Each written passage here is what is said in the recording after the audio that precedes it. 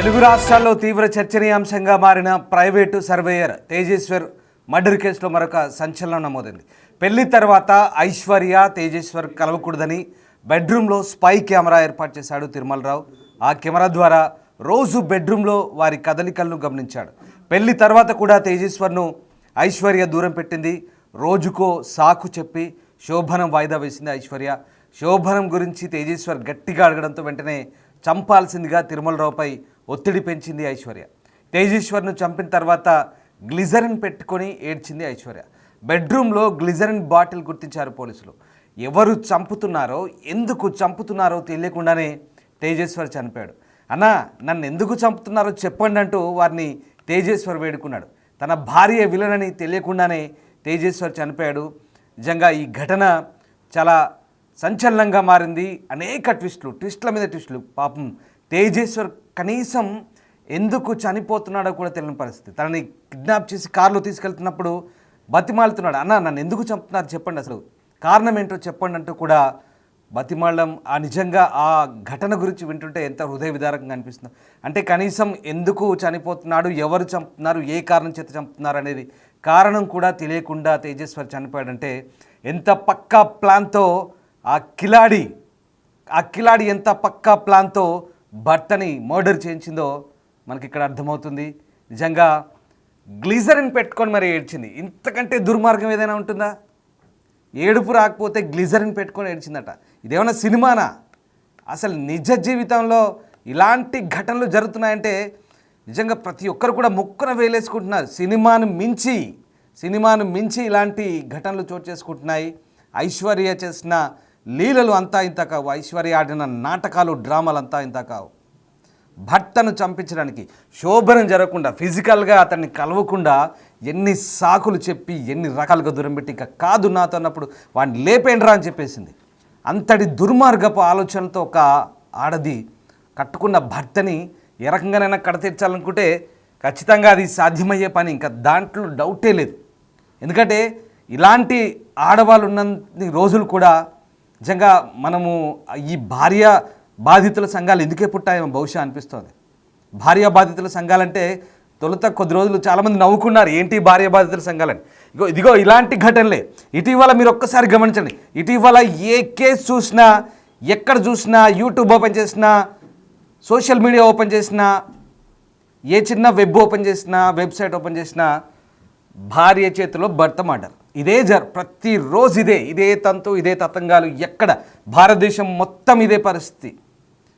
మనం సోనం కేసు తెలుసు కదా, అక్కడి నుంచి మొదలు పెడితే భారతదేశం మొత్తం, కర్ణాటక కావచ్చు, 2 తెలుగు రాష్ట్రాల్లో కావచ్చు, మధ్యప్రదేశ్లో కావచ్చు, యూపీలో కావచ్చు, హర్యానాలో కావచ్చు. అరే ఈ మధ్యకాలంలో మొత్తం ఇలాంటి ఘటనలే. సోషల్ మీడియా పుణ్యమాని అన్నీ బయటకు వస్తున్నాయి. చాలా దారుణమైన హత్య. నిజంగా ఈ ప్రైవేటు సర్వేయర్ను చంపిన అంశంలో చాలా కీలకమైన అంశాలు అయితే వెలుగు చూస్తున్నాయి. పోలీసుల ఇన్వెస్టిగేషన్లో అనేక ట్విస్టుల మీద ట్విస్టులు బయటపడుతున్నాయి. బాత్రూంలో గ్లిజరిన్ సీసా దొరికింది. ఎందుకు ఈ గ్లిజరిన్ సీసా అసలు ఎక్కడిదని పోలీసులు ఇన్వెస్టిగేషన్ చేస్తే అతన్ని చంపిన తర్వాత ఏడుపు రావడానికి, ఆ దొంగ ఏడుపు ఏడవడానికి, జనాలను నమ్మించడానికి గ్లిజరిన్ పెట్టుకుంది. గ్లిజరిన్ ఎవరు వాడతారు? సినిమాల్లో వాడతారు. సినిమాల్లో వాడే గ్లిజరిన్ కూడా తెప్పించుకుందంటే ఎంతటి పక్కా స్కెచ్తో ఐశ్వర్య ఈ మర్డర్ ప్లాన్ చేసింది ఒక్కసారి మనం ఆలోచించుకోవచ్చు. నిజంగా చాలా దుర్మార్గమైనటువంటి హత్య ఇది. ఈ హత్యకు సంబంధించి అనేక కోణాలైతే బయటపడుతున్న పరిస్థితి కనబడుతోంది. గద్వాల ప్రైవేట్ సర్వేయర్ తేజేశ్వర్ హత్య కేసులో సంచలన విషయాలు అయితే వెలుగు చూస్తున్నాయి. వివాహేతర సంబంధమే ప్రధాన కారణమని పోలీసులు ఇప్పటికే తెలిచారు. ప్రధాన నిందితులు A1 Tirumalarao, A3 Nagesh, A4 చాకలి పరశురాముడు, A5 చాకలి రాజులను కోర్టు అనుమతితో 3 రోజుల పోలీసు కస్టడీకి తీసుకున్నారు. హత్యకు దారితీసిన అంశాలు నిందితుల నుంచి వివరాలు సేకరించారు. ఈ క్రమంలో హత్యకు గురైన తేజేశ్వర్ భార్య ఐశ్వర్య, ప్రధాన నిందితుడు తిరుమలరావు మధ్య గత 5 ఏళ్లుగా ఈ వివాహేతర సంబంధం నడుస్తుందని పోలీసులు గుర్తించారు. ఈ 3 రోజుల పోలీస్ కస్టడీలో నిందితులు చెప్పిన వాంగ్మూలం కంప్లీట్గా సీన్ రీకన్స్ట్రక్షన్ చేశారు. హత్యకు గల కారణాలు వెల్లడించారు. అయితే తేజేశ్వర్ ఉంటున్న బెడ్రూమ్లో స్పై కెమెరా ఉన్నట్లు నిందితులు చెప్పడంతో పోలీసులు కూడా కంగు తిన్నారు. అనుకున్న ప్రకారం నెల వ్యవధిలో తేజేశ్వర్ని హత్య చేయాలనే లక్ష్యంతో పథకం వేసినట్టుగా చెప్తున్నారు.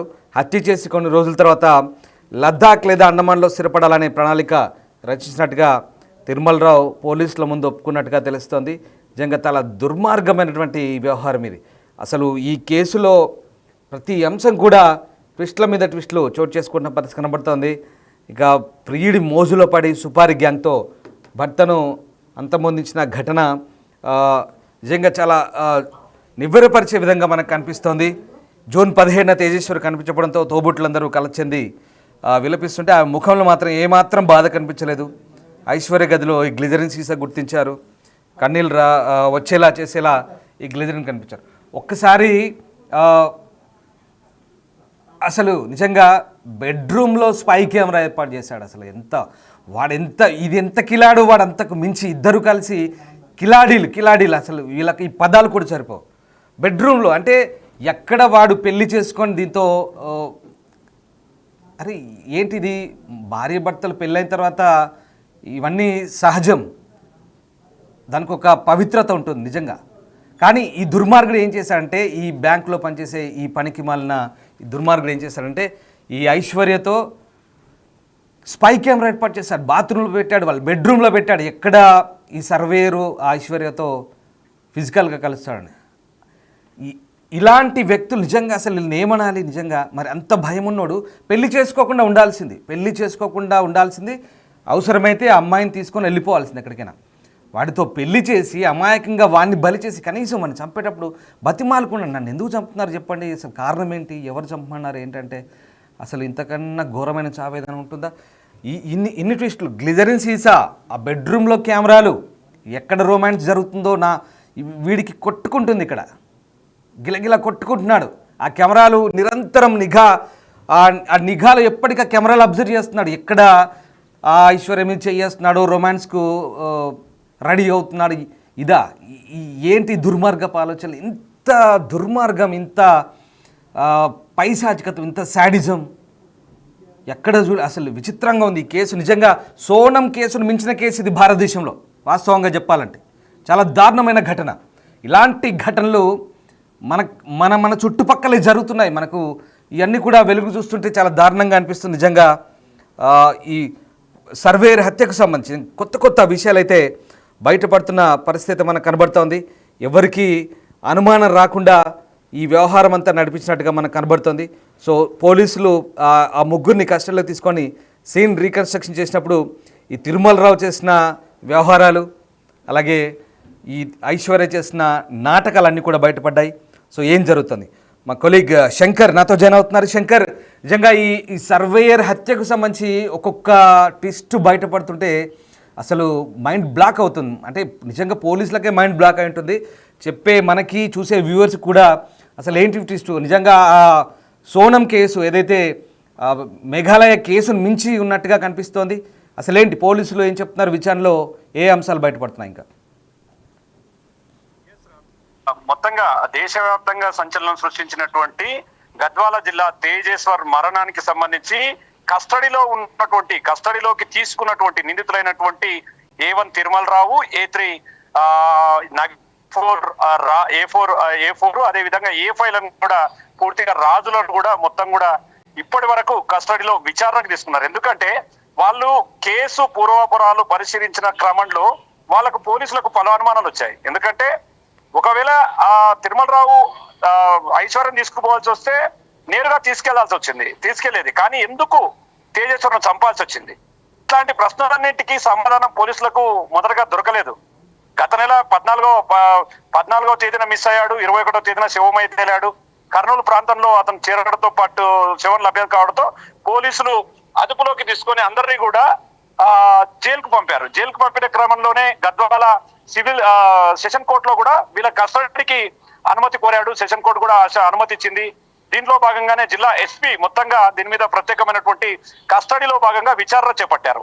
మొత్తంగా 4 నిందితులను కూడా అదుపులోకి తీసుకొని మొత్తంగా కస్టడీ విచారణలో నమ్మలేని నిజాలు వెలుగులోకి వచ్చాయి. ఎందుకంటే టెక్నాలజీని వాడుకోవడంలో తిరుమలరావును మించిన వ్యక్తి లేడని చెప్పి కూడా మొత్తంగా ప్రూవ్ అయినటువంటి సందర్భం. ఎందుకంటే ప్రతిరోజు ఐశ్వర్యతో మాట్లాడుతున్న క్రమంలో యువతల ఎవరైతే తేజేశ్వర్కు అనుమానం వస్తుందో ఆ అనుమానాన్ని నివృత్తి చేయడానికి, అనుమానం రాకుండా ఉండడానికి ఒక వాయిస్ చేంజర్ డివైస్ ను ఉపయోగించడం అనేది పూర్తిగా పోలీసులు చెప్తున్న నిజాలు తెలుస్తుంటే ఒక్కొక్కటిగా ఇదంతా కూడా వింతగా అనిపిస్తుంది. ఈ కేసులో అసలు ఏం జరుగుతుంది అనే కోణంలో కూడా అందరూ కూడా నివ్వెరపోతున్నటువంటి సిచ్యువేషన్. మొత్తంగా ఇప్పటికే వాయిస్ చేంజర్ డివైస్ ను కూడా పోలీసులు తిరుమలరావు పనిచేసినటువంటి బ్యాంకు నుండి తీసుకొచ్చారు. అది పోలీసులు తీసుకొని ఆ డివైస్ కూడా వాళ్ళు సొంతం చేసుకున్నారు. ఇక ప్రధానంగా తేజేశ్వరను చంపుతున్న క్రమంలో గత నెల 13వ తేదీన చంపాలనుకున్నారు, గుండాల ప్రాంతానికి రప్పించాలనుకున్నారు, సంఘాల ప్రాంతానికి.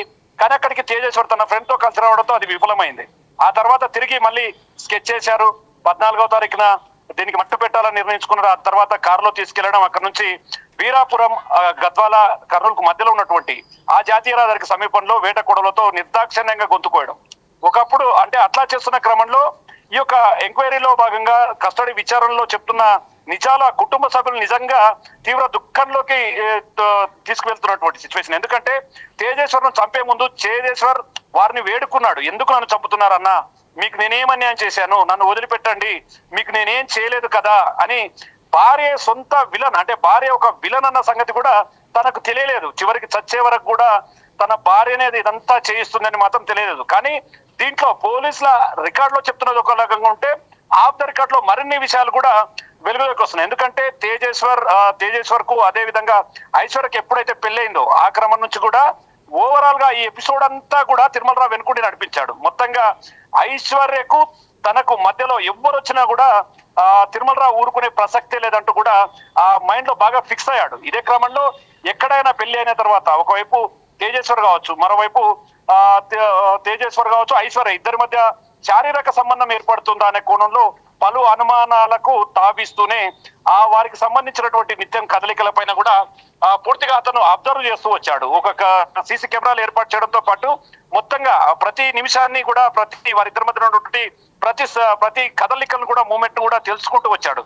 ఈ క్రమంలో ఒక్కసారి ఇలాంటి విషయాలన్నీ కూడా వెలుగులోకి వస్తుంటే మొత్తంగా కుటుంబ సభ్యులు మరింత దిగ్భ్రాంతి గురవుతున్నారు. ఈ రకంగా తమ కొడుకును అన్యాయంగా పొట్టన పెట్టుకున్నారు, ఈ రకంగా తన కొడుకును తమకు కాకుండా చేశారు. మొత్తంగా ప్రేమించి పెళ్లి చేసుకొని కుటుంబ సభ్యులను ఎదిరించి తనకు ఐశ్వర్య కావాలనుకున్నాడు. ఐశ్వర్య మాటలు నమ్మి మాయ మాటలతో మోసపోయి చివరిగా తన భార్య తన పతనానికి కారణమైందని చెప్పి తేజేశ్వర్ మరణించే వరకు కూడా అతనికి తెలియదు. ఇప్పటికి కూడా అతని ఆత్మకు శాంతి చేకూరదని చెప్పి కూడా వాళ్ళ శంకర్ ఇప్పుడు యాక్చువల్ గా ఈ గ్లిజరిన్ బాటిల్ కావచ్చు, అలాగే ఈ బెడ్రూమ్ లో స్పై కెమెరా కావచ్చు, ఇవన్నీ కూడా పోలీసుల విచారణలో బయటపడుతుంటే వాస్తవంగా అంటే వాడు అనుభవించిన వాడు శారీరకంగా దగ్గరైన మహిళ ఇంకెవరికి దక్కకూడదనే ఒక సైడిజం వీటిలో కనిపిస్తుంది తిరుమలరావులో. అండ్ మోర్ ఓవర్ ఆ అమ్మాయి కూడా పూర్తిగా సహకరించింది. అంటే ఆ కట్టుకున్నోన్ని ఇక్కడ ప్రియుడి కోసం మోసం చేస్తూ ఇతని చావుకు కూడా రోజులు లెక్క పెట్టిన పరిస్థితులు మనకు ఇదంతా అంటే ఈ స్టోరీలు ఈ ట్విస్ట్లన్నీ బయటపడుతుంటే ఓవరాల్గా స్థానికంగా ఎలాంటి చర్చ జరుగుతుంది అంటే ఈ మర్డర్ జరిగి కొద్ది రోజులైంది ఆల్రెడీ వాళ్ళంతా కూడా రిమాండ్లో ఉన్న పరిస్థితి. కానీ ఇప్పుడు స్థానికంగా ఎలాంటి చర్చ జరుగుతుంది ఈ ఘటనకు సంబంధించి? రామ్దాస్, ఎందుకంటే ఒక్కసారిగా దేశంలోనే అతి సంచలనంగా మారింది. సోనం కేసు తరహాలోనే అన్ని ఉంటాయనుకున్నారు, కానీ సోనం కేసును తలదన్నేలాగా కూడా ఐశ్వర్య తిరుమలరావు ప్రదర్శించినటువంటి నాటకం. ఎప్పుడు ఒకవేళ తేజేశ్వర్ చనిపోయిన తర్వాత కూడా ఎవరైనా సరే పెళ్లి చేసుకున్న తర్వాత తన భర్త చనిపోతే ఆ భార్య రోదనలు అనేది చాలా ఎక్కువగా ఉంటాయి. కానీ అట్లాంటిది ఏంది మన ఐశ్వర్యకి లేదు. ఎందుకంటే ఫస్ట్ నుంచి కూడా తిరుమలరావుతో ఎఫ్ఐఆర్ ఉంది కాబట్టి అట్లాంటి సిచ్యువేషన్ రాదని చెప్పి ముందే తెలుసుకున్నది. దీనికి సంబంధించి ముందుగానే ఒక గ్లిజరిన్ బాటిల్ తెచ్చుకోవడం, ఆ గ్లిజరిన్ కంటికి పూసుకుంటే కళ్ళ నిండా నీళ్ళు వస్తాయి, అప్పుడు నన్ను ఆ కుటుంబ సభ్యులు నమ్ముతారు అనే కోణంలో కూడా ఒక గ్లిజరిన్ బాటిల్ తెచ్చుకొని పెట్టుకోవడంతో పాటు తేజేశ్వర్ మరణించిన రోజు ఆ గ్లిజరిన్ కు సంబంధించినటువంటి బాటిల్ నుంచి ఆ లిక్విడ్ కళ్ళకు పూసుకోవడంతోనే ఆమెకు కన్నీళ్లు రావడం, ఇదంతా కూడా వారిని నమ్మించే ప్రయత్నం చేస్తూ వచ్చింది. అంతా చూస్తే స్థానికంగా మాత్రం వారిని ఉరి తీయాలంటే ఇప్పటికే తేజేశ్వర్ కు సంబంధించినటువంటి బ్యానర్లు తీసుకుని ఆ కూడలిలో వాళ్ళకి కొవ్వొత్తులతో ఆత్మకు శాంతి చేకూరాలని చెప్తున్నారు. మరోవైపు అక్కడ ఎవరైతే ఇప్పుడు ప్రజెంట్ గా పోలీసుల అదుపులో ఉన్నారో, పోలీసులకు సంబంధించి జైల్లో ఉన్నారో వాళ్ళని ఉరి తీయాలంటూ కూడా స్థానికంగా చర్చ జరుగుతుంది. ఎందుకంటే గద్వాల ప్రాంతంలో ఇట్లాంటి సంఘటన చోటు చేసుకోవడం, అదేవిధంగా కర్నూలు, అదేవిధంగా గద్వాల ప్రాంతానికి తెలంగాణ, అదేవిధంగా కర్నూలు ప్రాంత పోలీసులు కూడా దీని మీద స్పెషల్ గా ఇన్వెస్టిగేట్ చేసి దీన్ని పూర్తిగా తెచ్చారు. కాబట్టి ఇట్లాంటి వాళ్ళను ఉరి తీయాలి అంటూ కూడా స్థానికంగా చర్చ జరుగుతుంది. గద్వాల ఒక మాయని మచ్చగా మిగిలిపోతుందని చెప్పి కూడా స్థానికంగా చర్చ జరుగుతున్నటువంటి సిచ్యువేషన్ కనపడుతుంది Ramdas. Right Shankar, thanks for the update. So ఇది మొత్తం మీద సర్వేయర్ హత్య కేసులో, తేజేశ్వర్ హత్య కేసులో అనేక సంచలన అంశాలు వెలుగు చూశాయి. హత్యకు ప్రధాన కారణం వివాహేతర సంబంధం అనేది క్లియర్, పోలీసులు దాన్ని నిర్ధారించారు. ఇప్పుడు ఆ నిందితుల్ని A1 నుంచి A4 వరకు ఎవరైతే హత్యలో పాల్గొన్నారో ఆ నిందితుల్ని కస్టడీలోకి తీసుకొని విచారిస్తున్న క్రమంలో అనేక ట్విస్టులు బయటపడుతున్నాయి. ట్విస్టులు ఎలా ఉన్నాయంటే నిజంగా మైండ్ బ్లాక్ అయ్యేలా ఉన్నాయి. గ్లిజరిన్ సీసా గుర్తించారు, అదొకటి. తర్వాత బెడ్రూమ్లో స్పై కెమెరాలు పెట్టడం. 5 సంవత్సరాలుగా ఈ తిరుమల్ రావు ఐశ్వర్యతో అక్రమ సంబంధం కొనసాగిస్తున్నాడు, వివాహేతర సంబంధం. పోనీ ఆ సంబంధం ఉన్నప్పుడు పెళ్లి చేసుకోవాల్సింది.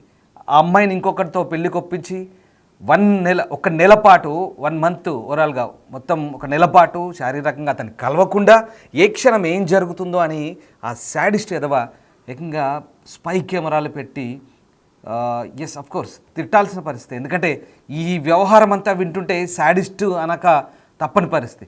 స్పై కెమెరాలు పెట్టి ఎవ్రీ మూమెంట్ గమనించుకుంటూ ఏం జరుగుతుందో అని తెలుసుకోవాలనే ఒక నిజంగా అదొక క్రేజీనెస్, అదొక వెర్రితనం, ఒక శాడిజం.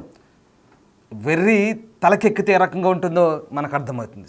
స్పై కెమెరాలు పెట్టి బెడ్రూమ్లో గమనించడం, ఎప్పటికప్పుడు వాయిస్ చేంజర్తో గొంతు మార్చి మాట్లాడడం, ఇదంతా కూడా ఇంత పిచ్చి ఒక ఆడదానికి అంటే తాను శారీరకంగా అనుభవించిన తనకు దగ్గరైన ఒక ఆడది ఇంకెవడికి దక్కకూడదు, దక్కితే ఊరుకోడు. ఇంకా అంటే అక్కడ అవతల వ్యక్తి కూడా అలాగే ఉంది, వీడికి సహకరించే వ్యక్తి. సో ఇద్దరు అంతే. మరి ఈ ఇద్దరు మూర్ఖులు కలిసి, ఇద్దరు దుర్మార్గులు కలిసి ఒక అమాయకుడి ప్రాణాన్ని బలిగొన్నారు. అంతేకాదు ఇంకా తిరుమలరావు భార్యను కూడా చంపుదామని స్కెచ్ చేశారు, కానీ అది కుదరలేదు. సరే నా భార్య కుదరదు, ఇంకా నీ భర్తను చంపేసే.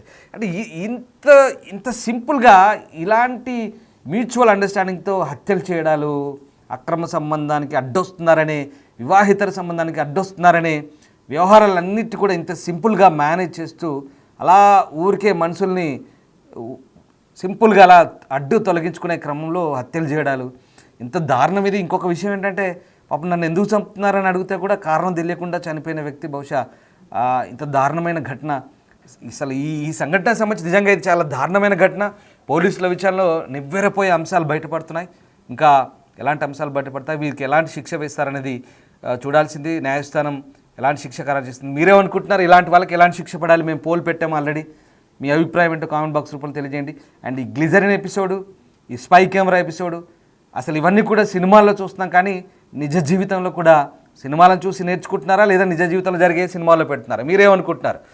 మీ అభిప్రాయాన్ని కామెంట్ బాక్స్ రూపంలో తెలియజేయండి. Thank you.